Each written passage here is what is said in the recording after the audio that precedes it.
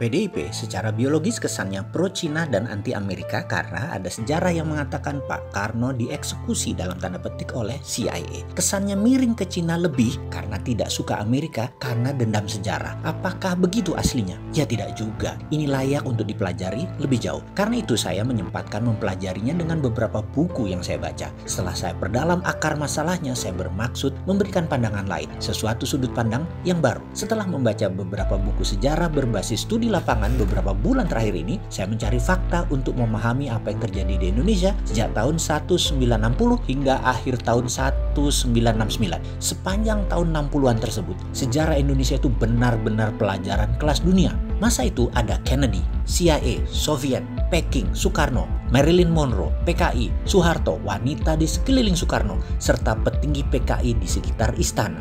Serta banyak lagi drama di tahun 60-an tersebut menarik sekali. 3 buku saya habiskan dalam waktu 2 bulan kemarin. Setelah membaca, saya pun menganalisa, sehingga saya rasanya punya pendapat lain melihat sejarah dan realita terhadap apa yang terjadi terhadap Presiden Soekarno. Kita semua tahu bahwa globalis mulai menunjukkan taringnya di dunia di sekitar tahun 60-an tersebut, yaitu ketika mereka diusik kenyamanannya dalam hal kendali transaksi terhadap dolar, di mana mereka yang memegang dunia perbankan dan cara pembayaran menguasai Federal Reserve Amerika. Mereka memiliki kemampuan dan akses untuk mencetak uang sekalipun, dan mereka bisa. Mereka swasta loh ini. Berkali-kali saya mengatakan Amerika itu negara swasta karena memang kuat sekali swastanya, dan mereka itulah para globalis cabal. Ketika Kennedy memiliki platform baru, yaitu akan mencetak greenback by gold atau dolar negara Amerika yang dicetak berdasarkan jaminan underlying emas, maka ini ancaman bagi globalis cabal. Untuk itu, Kennedy memerlukan Indonesia. Ada perjanjian yang menguatkan rencana besar itu. Perjanjian tersebut membawa Indonesia ke kancah internasional, di mana Indonesia di tahun 60-an adalah memiliki kekuatan militer terkuat di selatan Khatulistiwa. Benar, Indonesia adalah kekuatan terkuat di bumi bagian selatan waktu itu dan atas banyak bidang termasuk ekonomi, yaitu rupiah. Pak Karno ada di tengah rencana besar dunia akan menerbitkan dolar versi negara dalam tanda petik Amerika, di mana ketika Amerika akan mencetak uang, mereka memerlukan jaminan underlying emas. Untuk itu Kennedy meminta jaminan emas Indonesia sebagai salah satu bagian dari underlying dolar terbit, yaitu dolar baru versi Kennedy. Perjanjian di Jenewa yang bernama Grand Hilton Memorial Agreement yang ditandatangani oleh Presiden Kennedy dan Presiden Soekarno menjadi salah satu tonggak besar sejarah dunia. Tetapi globalis cabal yang terancam kendalinya punya skenario lain.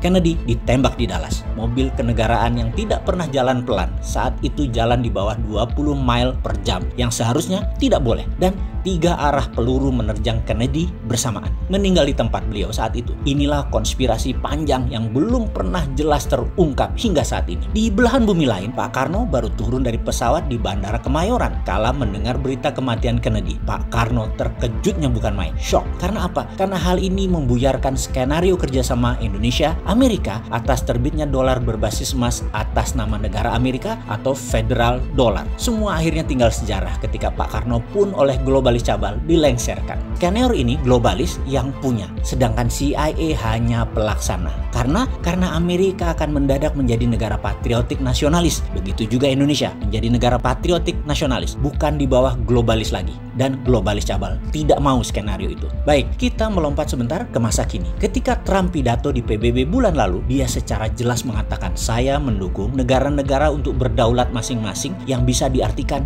deglobalisasi, anti globalis cabal. Dan itu gaya Trump banget, patriotik. Trump menjadi Kennedy baru, dan banyak yang menduga dia akan diasasin atau dibunuh oleh globalis cabal seperti cerita di dalam The Simpsons yang belum pernah meleset menceritakan kejadian di masa akan datang, termasuk ketika Trump jadi presiden dan cerita Trump terbunuh. Tetapi Trump adalah Trump dan Amerika adalah Amerika. Mereka tidak pernah berubah sejak lahirnya. Tujuannya jelas, menjadi sheriff dunia, menjadi pengendali dunia. Agaknya kebencian terhadap Trump oleh globalis cabal ini sudah puncaknya ketika September 2020 kemarin Trump melakukan perombakan sistem transfer dolar. Kita beri catatan sebentar ya terhadap Trump sebagai pengingat, dan ada strategi yang layak ditiru untuk membuat Amerika negara berdaulat dan superpower. Juga kalau kita berani berani tiru bisa membuat Indonesia berdaulat. Pertama, kalau Trump jadi presiden Amerika, jabatan keduanya dia akan menggunakan emas sebagai underlying dolar. Kemudian Federal Reserve Amerika sudah berada di bawah Kementerian Keuangan, tinggal dikuatkan lagi di masa jabatan kedua. Ingat ya, kita juga berkali-kali sejak beberapa tahun yang lalu kalau kita dapat mandat, BI kita bubarkan,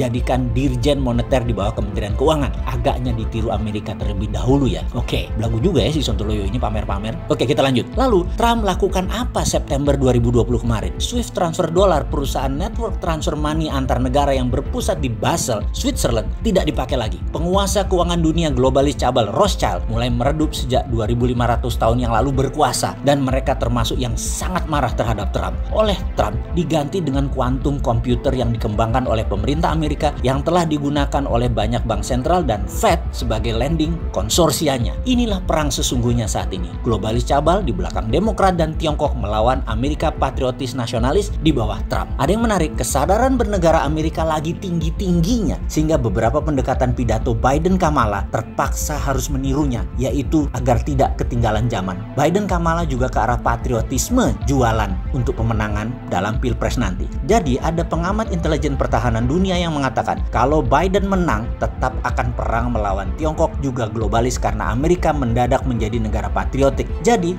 Trump atau Biden, Amerika tetap Amerika. Oke. Sekarang mulai kebayang apa hubungannya dengan Omnibus Law, hubungan kebijakan luar negeri Indonesia, apa hubungannya terhadap COVID dan ekonomi Indonesia dari cerita tersebut. Apa harus dijelaskan lebih rinci lagi? Ini pelajaran sesungguhnya ada yang minat nggak sih? Yang menjabat ada yang ngerti nggak sih beginian?